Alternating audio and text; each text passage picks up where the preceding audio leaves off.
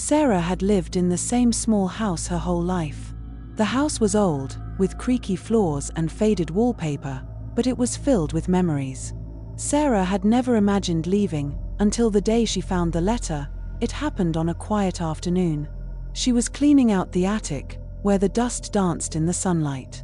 Among the old boxes and forgotten treasures, there it was, a yellowed envelope, tucked behind an old painting. Her name was written on it in elegant handwriting, but it wasn't familiar. Curious, Sarah carefully opened the envelope.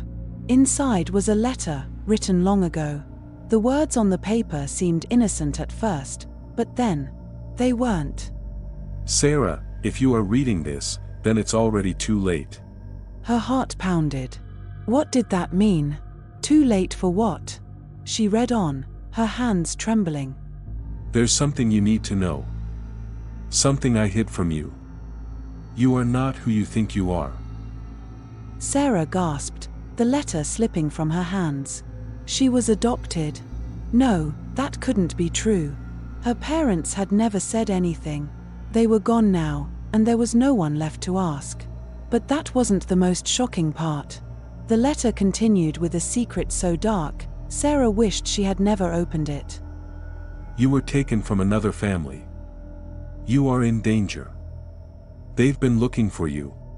Sarah's blood ran cold. Her life, her memories, everything she thought she knew, it was all a lie.